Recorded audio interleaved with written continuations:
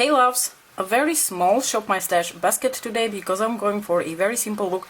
I'm actually recreating a look that I posted on my Instagram stories a few days ago, well not a few days ago, I think last week, when I demoed the second Auric smoke reflect that I bought, which is the shade Ego, and that's the reason I'm also doing this whole look, because I wanted to demo Ego as well for you.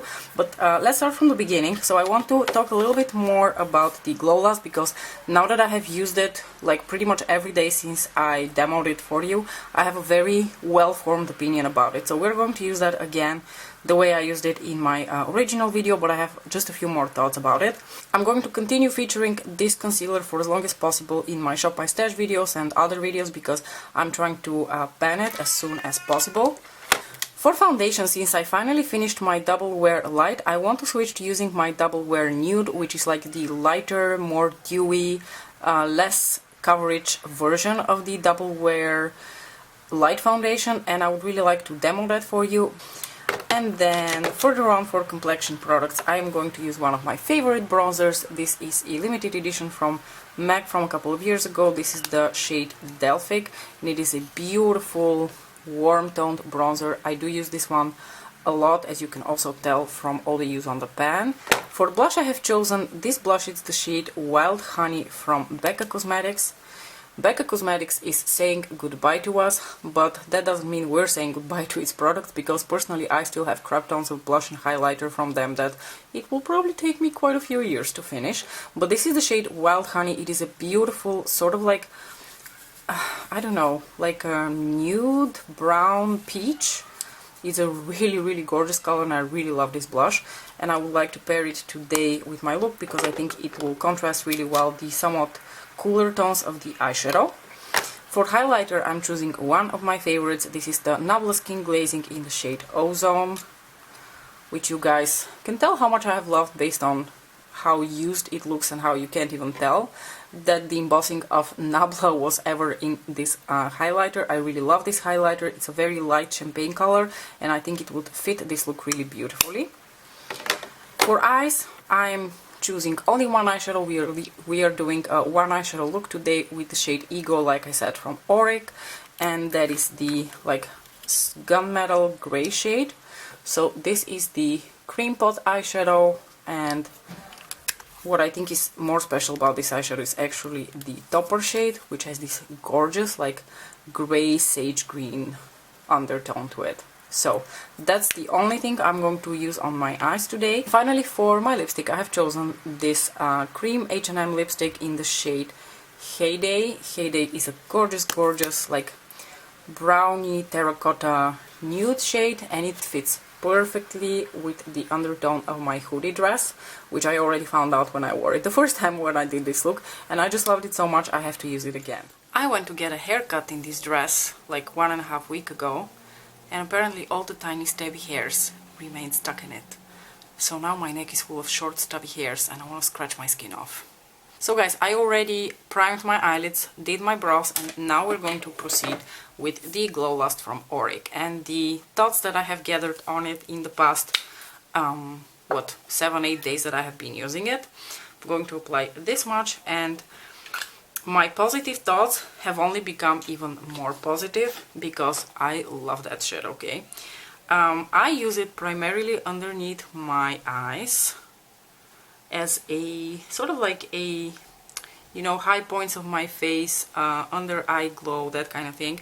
I put the smallest bit over here in the center of my forehead, but like the smallest little bit, which I also did in my demo video. But what I wanted to say about my under eyes is that I noticed that one thing that I really like about this product is that it has a little bit of coverage, so it already provides just the tiniest bit of coverage upon first application.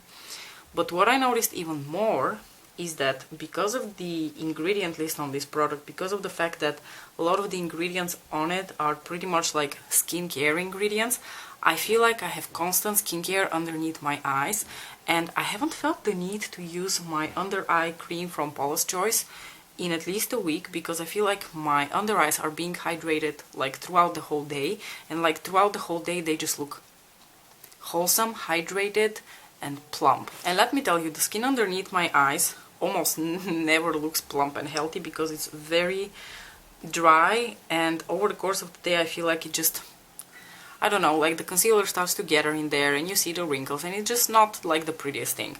However, I feel like this product is just like, it has a bit of coverage, it has that really strong potential for being skincare. I absolutely love how it plays with my skin and with my concealer. I'm taking my Instant Concealer now from Clarins, which I feel like has been working really well with the Auric product.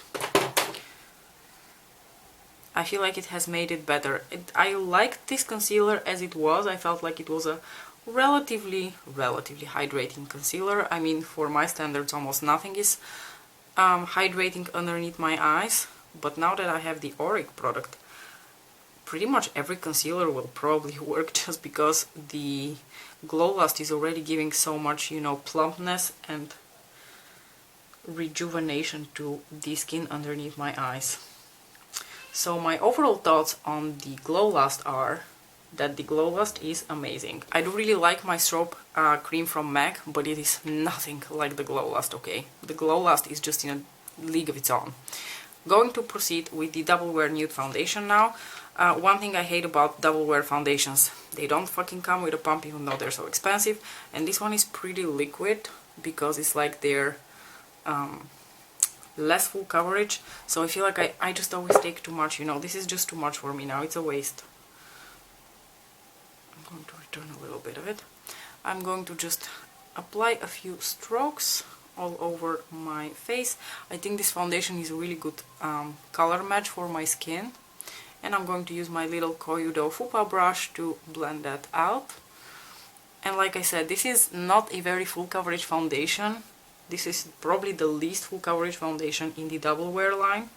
But I think it looks just as flawless. It's just going to come down to personal preferences, whether you prefer your foundation to be super full coverage or a little bit more on the low coverage side like I do.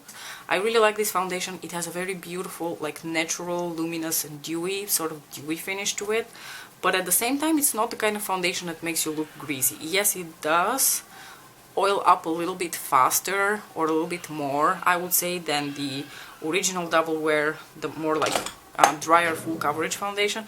But I don't really mind that because I really like how like natural and not cakey and like very light it looks on the skin.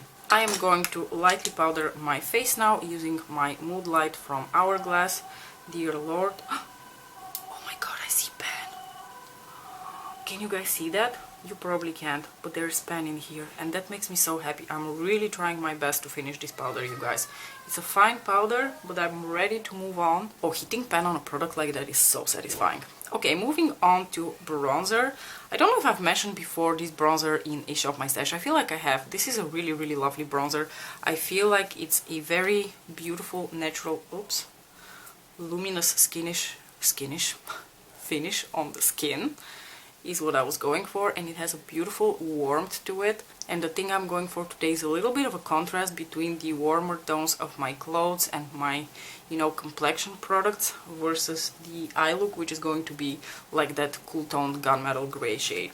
Going into the shade from Becca, Wild Honey. Gorgeous blush. I really like how this shade looks on my skin. And even though it's a matte blush, I feel like it doesn't make the skin look dull, and I really love the undertone of this blush. Let's apply a little bit of that ozone highlighter to start bringing in that contrast between cool and warm tones. I'm going to take my little brush here from M-Brush by Maxineshka. The skin glazing formula from Nabla is almost unmatched. Beautiful. Alright, let's do a really quick look with the Ego shade from Auric. I'm first going to start applying the little cream part of the eyeshadow just using a brush. I'm going to use my favorite brush for that, that is the Jumbo Blender from Sonia G. I'm going to immediately go into the product with my brush because these work really well. With a brush you can definitely tell that the product is very flexible in there. It's a very like softly whipped mousse. And I'm going to start applying that on my lid. And the thoughts I had about Ego, at least the first time when I used it, I had the feeling that the cream eyeshadow didn't really wow me as much as the shade Defiance, like the bronzy cream part of the shade from Defiance, the other Smoke Reflect. I feel like had so much more dimension and it was so much more interesting just on its own. Whereas to me this shade is a little bit more almost like difficult to apply because it remains kind of moussey and it removes itself when you start blending it out. So I found it a bit more difficult to work with. And on top of that, I just don't think it looks like anything on the lids unless you apply the topper shade over top of that. So those are my thoughts on the shade Ego. It's a very interesting tone of eyeshadow and I'm very happy to have it, especially because I have the option to layer it with the topper shade. But on its own, I feel like the cream eyeshadow is nothing that I personally was impressed by. Just so you know, letting you know my thoughts. It is still very easy to blend out, it's not a problem. You can shear it out, you can apply it a bit more heavily if you want to, but like you can tell that there's a little bit of patchiness here. And I definitely think that it's specific to this eyeshadow because I never have that issue with Defiance, which is the bronzy shade. Also, if you're hearing like a bunch of really loud noises, it's because Nicola's future wife is visiting and the two of them together are like super fucking loud. Shit is always being slammed, they're always screaming, it's just madness. I will try to apply a little bit more of this shade just towards the outer corner, because in the inner part of the lid I am going to apply the topper and it wouldn't really matter so much how much you have underneath, because on this side I definitely apply a little bit more sheerly on the inner side of the lids. I don't know, you guys have to tell me, what do you think about the cream part of Ego? Do you also feel a bit less impressed than we were when we applied the shade Defiance? I definitely felt like Defiance is beautiful on its own, just like the cream eyeshadow. I could like see myself wearing that out and about as it is, whereas this one I definitely wouldn't wear on its own. Okay, we're going for a really chill look, so I'm not really going to apply more on my lids. I'm immediately going to apply the little topper part of the shade, which I think is really stunning because it has a very interesting and unique undertone to it. It's this beautiful like grayish sage green, which gives a lot of dimension to the grey underneath it, and I'm just going to apply it all over the lid.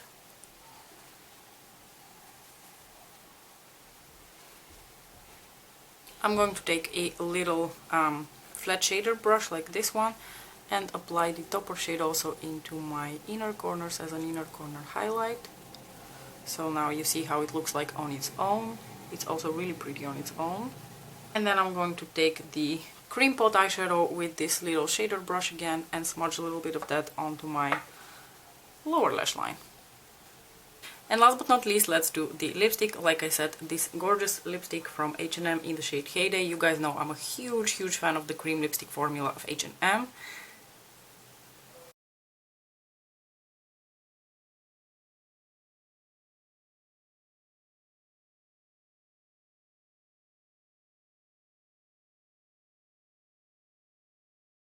I feel like this is the absolute perfect shade of lipstick to fit with this dress. This pretty much concludes this Shop My Stash video, you guys. I hope you enjoyed it. In conclusion, as far as the Auric products go, I would definitely say the real standout and the one that I would really highly recommend that you invest in if you're really looking into that type of product is the Glow Lust, because I feel like it is quite unique even within the industry and within the products that are currently being offered within that category on the market. As far as the cream eyeshadows go, so the Smoke Reflects, I would say if you have the budget for it, Defiance is a really great shade in the sense that both the cream eyeshadow and the topper work really beautifully. I really think the cream eyeshadow on its own has so much dimension and it looks really beautiful.